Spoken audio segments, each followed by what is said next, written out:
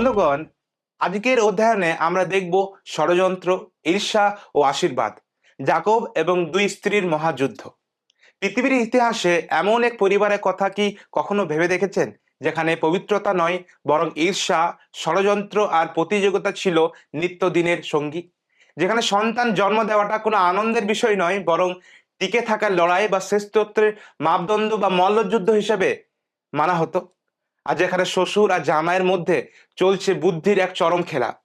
আজ আমরা বাইবেলের সেই প্রাচীন অধ্যায় উন্মোচক করব, যেখানে যাকব, রাহেল এবং লেয়া এই তিনজনের জীবনের টানাপোড়েনের মধ্যে দিয়ে ঈশ্বর এক বিশাল জাতির ভিত্তি স্থাপন করেছিলেন। আমরা সেগুলোকে অধ্যয়ন করব। নমস্কার, শালোম। আমি মলয় দাস। জিএস লাভ বাংলা চ্যানেলে আপনাদের সবাইকে আরো একবার স্বাগতম জানাই। আমরা অনেকেই বাইবেল পড়ি, কিন্তু এর গভীর শিক্ষা আর ইতিহাসের লুকিয়ে থাকা ঈশ্বরের পরিকল্পনা হয়তো পুরোপুরি বুঝে উঠতে পারি না। আর তাই বাইবেল পরিক্রমা আপনাদের জন্য এক সাহায্যের যাত্রা। আমাদের লক্ষ্য একটাই, বাংলাভাষী প্রতিটি মানুষের কাছে ঈশ্বরের নিঃস্বার্থক প্রেম পৌঁছে দেওয়া। আপনি যদি আমাদের চ্যানেলে নতুন হয়ে থাকেন, তবে অবশ্যই সাবস্ক্রাইব করুন এবং বেল আইকনটি টিপে আমাদের এই যাত্রায় সঙ্গী হন। চলুন তাহলে আজকের মূল আলোচনায় শুরু করা যাক। এই ঘটনা শুরু হয় যাকবের দুই স্ত্রী রাহেল আর লেয়াকে দিয়ে। সারা এবং রিবিকার মতো রাহেলও দীর্ঘকাল নিঃসন্তান ছিলেন, কিন্তু তার বড় বোন লেয়া একের পর এক সন্তান জন্ম দিচ্ছিলেন। এই দৃশ্য রাহেলকে ঈর্ষায় পরিপূর্ণ করে তুলেছিল, কারণ প্রাচীন যুগে একজন নারীর কাছে সন্তান না থাকাটা ছিল চরম অপমানের বিষয়। আর সেই জন্য আদিপুস্তক তার 30 অধ্যায়ের 1 পদে আমরা দেখি, রাহেল তার সমস্ত ক্ষোভ উগরে দিলেন যাকবের ওপরে। সেখানে লেখা আছে, রাহেল যখন দেখিলেন তা হইতে যাকবের সন্তান জন্মে নাই, তখন তিনি ভগিনীর প্রতি ঈর্ষা করিলেন ও যাকবকে কহিলেন, আমাকে সন্তান দেও, নতুবা আমি মরিব।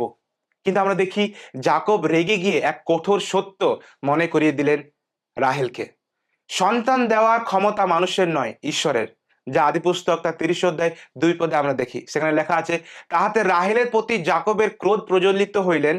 তিনি কহিলেন, আমি কি ঈশ্বরের প্রতিনিধি? তিনিই তোমাকে গর্ভফল দিতে অস্বীকার করিয়াছেন।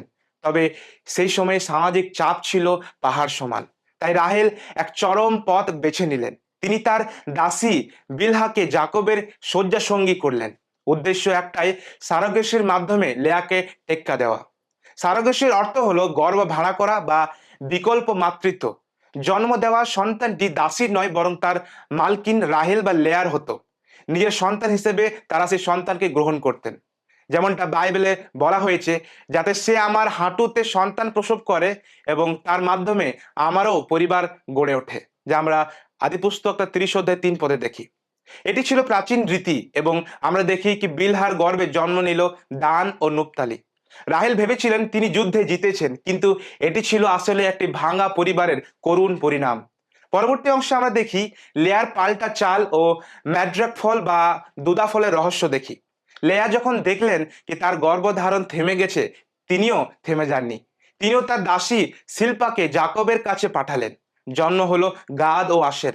লড়াইটা তখন আর কোনো সাধারণ লড়াই ছিল না, তার রূপ নিয়েছিল এক চরম অসুস্থ প্রতিযোগিতায়।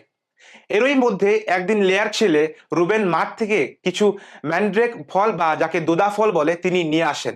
সেই যুগে বিশ্বাস করা হতো এই ফল গর্ভধারণের শক্তি বাড়ায়। ঠিক যেমন আজকে আমাদের দক্ষিণ এশিয়ায় অনেক নারী সন্তান লাভের আশায় বিভিন্ন ফল বা কুসংস্কার বিশ্বাস করে থাকেন। রাহেল সে ফল চাইলেন, আর লেয়া তাকে বিনিময়ে যাকবের সাথে এক রাত কাটানোর অধিকার আদায় করে নিলেন। কি অদ্ভুত এই তিক্ত ছিল সেই দর কষাকষি!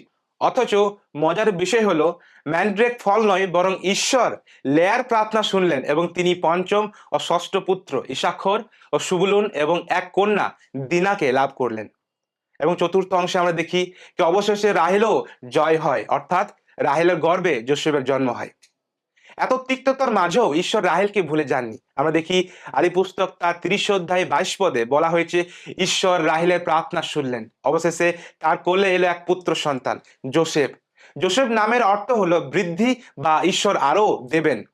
রাহেল মা হওয়ার আনন্দ পেলেও তার মনের তৃষ্ণা তখনও কিন্তু মেটেনি। তিনি আরো সন্তান চাইলেন। ভাবুন একবার, মানুষের আকাঙ্ক্ষা কতটা সীমাহীন হতে পারে।